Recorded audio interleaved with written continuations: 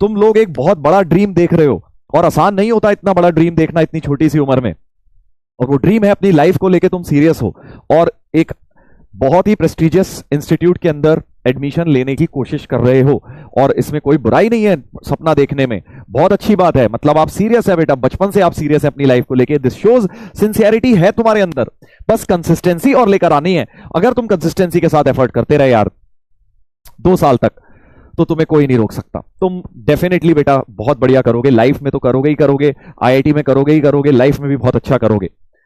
ठीक है, तो यही बस रखना है यार, यही एफर्ट रखना है, यही मोटिवेशन रखना है तुम्हें, ताकि जो आप जर्नी, जिस जर्नी पे चल रहे हैं ना, वो उतनी आसान नहीं है, और ये बार बार सेक्रीफाइस मांगेगी। बार बार समय ऐसा आएगा जो मन नहीं करेगा पढ़ने का, एफर्ट करने का मन नहीं करेगा, डिमोटिवेशन आएगा, क्वेश्चंस नहीं होंगे, बट वहीं तो आपका पता लगेगा असली कैरेक्टर की कितने ज्यादा आप मोटिवेटेड हैं। कोई भी चीज आसानी से नहीं मिलती है, कोई भी चीज worth doing and worth achieving वो आसानी से नहीं मिलती बेटा, उसके लिए बहुत मेहनत करना पड़ता है। ये दुनिया बहुत बेकार है, ठीक है, यहाँ पे बहुत सारे लोग एक ही चीज के लिए लड़ते हैं और फिर जाके कुछ ही लोगों को मिलती है।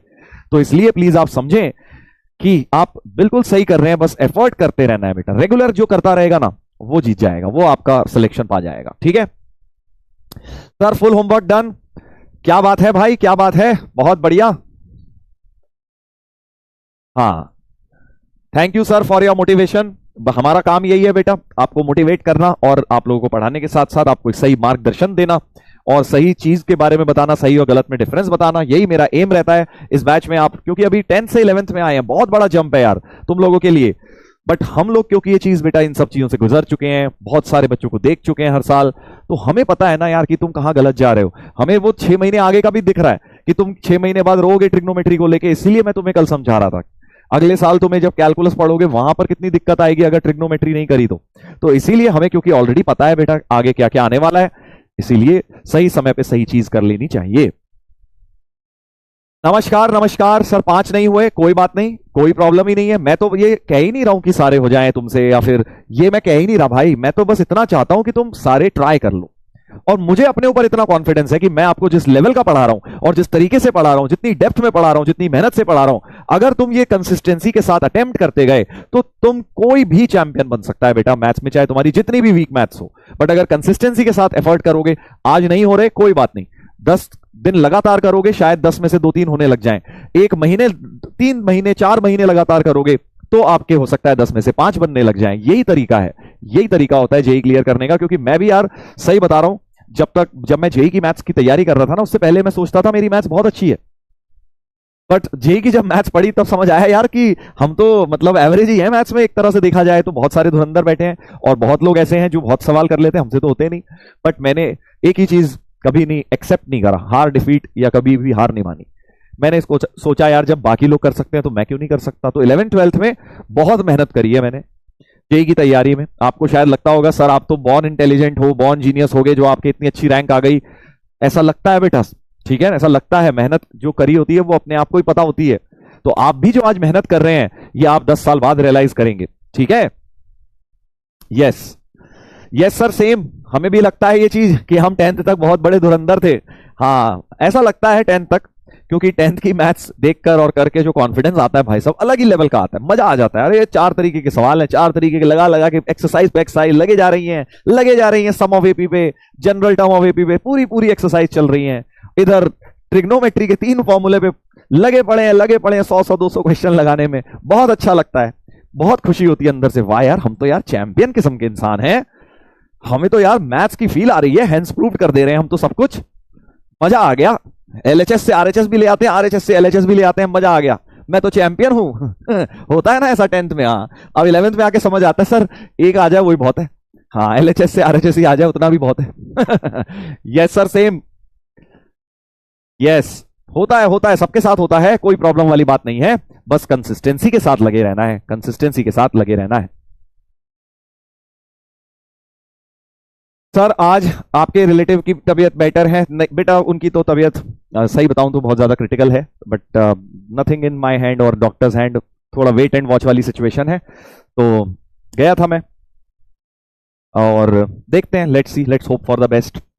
चलिए यस सर, रियलिटी, हाँ रियलिटी पता लग गई आप लोगों को? हाँ, हम भी ऐसे ही सोचते थे, हम भी ऐसे ही सोचते थे, बिल्कुल तुम्हारी तरह ही सोचते थे यार। तो ऐसा कोई घबराने वाली बात नहीं है। सब जो जिस फेज से तुम गुजर रहे हो ना, अगर तुम्हें लग रहा है कि यार मैंने जेई की तैयारी करके गलती कर दी, ये तो बहुत टफ है, मेरे से तो नहीं हो पाएगा, तो आप एक नॉर्मल इंसान है भाई। अगर तुम्हें इस पहाड़ जैसी तैयारी से डर नहीं लग रहा तो तुम तो भाई इसका मतलब एबनॉर्मल हो, ठीक है ना। अगर थोड़ा बहुत डर लग रहा है, थोड़ा बहुत लग रहा है शायद गलत डिसीजन ले लिया, शायद लग रहा है कि मैथ्स लेके गलती कर दी, तो 11th में ऐसी फीलिंग आती है, 12th में चली जाएगी ये फीलिंग, क्योंकि आदत पड़ जाएगी तब तक, ठीक है। तो 10th से 11th क्या है ना, जंप बहुत ज्यादा है, जंप बहुत ज्यादा है।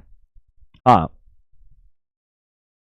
सर मुझे डिस्ट्रैक्शन हो रहे हैं। देखो डिस्ट्रैक्शन पता है वो किसको होते हैं? जिसका एम नहीं होता, ठीक है ना। उस बच्चे से पूछिए जिसको अपने घर के लिए दिन रात मेहनत करनी है और उसके बाद भी पढ़ाई करनी है। ऐसे भी बच्चे होते हैं बेटा कि काम धाम भी कर रहे हैं, घर का पूरा काम भी कर रहे हैं, फिर भी पढ़ाई कर रहे हैं। उससे पूछिए क्या उसके पास डिस्ट्रैक्शन है? उसके पास कभी नहीं होगा, आपके पास ही होगा, क्योंकि आपके पास सारे के सारे जो है साधन है, इसलिए आपके पास डिस्ट्रैक्शन भी है। सच्चाई है, ये जिंदगी की सच्चाई है, तुम्हारी साथ प्रॉब्लम नहीं है, ये सभी उनके साथ प्रॉब्लम होती है जिनके पास जो है ज्यादा अफोर्डेबिलिटी होती है चीजों की, चार ऑप्शंस होते हैं करने के, उसी को तो डिस्ट्रैक्शन होता है।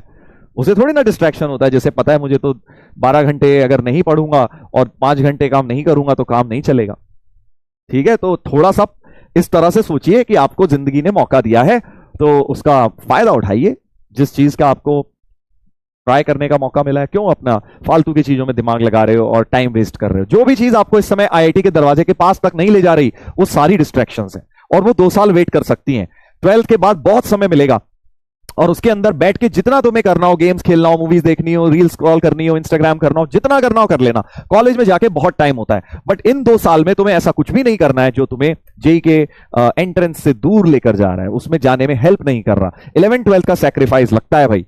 कई बच्चे कहते हैं सर हम बैलेंस नहीं बनाए लाइफ में, क्या सिर्फ पढ़ते रहें कुछ और ना करें? तो भाई 1-2 साल की तपस्या है, ये जेई की जर्नी तपस्या है।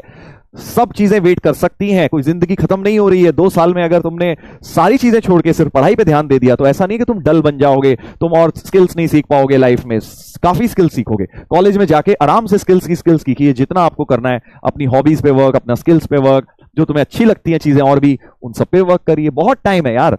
कहीं ना कहीं हमें एज अ स्टूडेंट ऐसा लगने लगता है कि यार 12वीं के बाद तो पता नहीं टाइम मिलेगा कि नहीं मिलेगा। ऐसा नहीं होता, 12वीं के बाद बहुत टाइम, जिंदगी बहुत बड़ी है भाई, बहुत टाइम है। हमारी एज तक आओगे तब तक लर्निंग की अपॉर्चुनिटीज आती रहेंगी, करते रहना चीजें, ठीक है। तो सही समय पे सही काम करना बहुत जरूरी है और इस समय तुम्हारे लिए सही समय है बेटा पढ़ाई करने का। 11th 12th में जिसने मेहनत कर ली 2 साल लग के, वो आगे थोड़ा सा फ्री हो जाएगा, या फिर अभी कर लो मजे, आगे थोड़ा सा एक्स्ट्रा एफर्ट कर लेना, तुम्हारी ऊपर चॉइस है। वहां यहाँ के 2 साल, वहां के 10 साल, बस ये समझ लेना।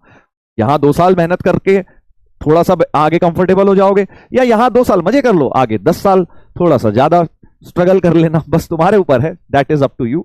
मोस्टली मैं कॉमन बातें बता रहा हूं, मुझे यहां एक्सेप्शन मत बताने लग जाना सर, नहीं सर ये एक ऐसा होता है 2 साल में भी वो भी हो सकता है। एक्सेप्शनल बातों की, आउटलायर बातों की बात नहीं कर रहा हूं मैं, ठीक है।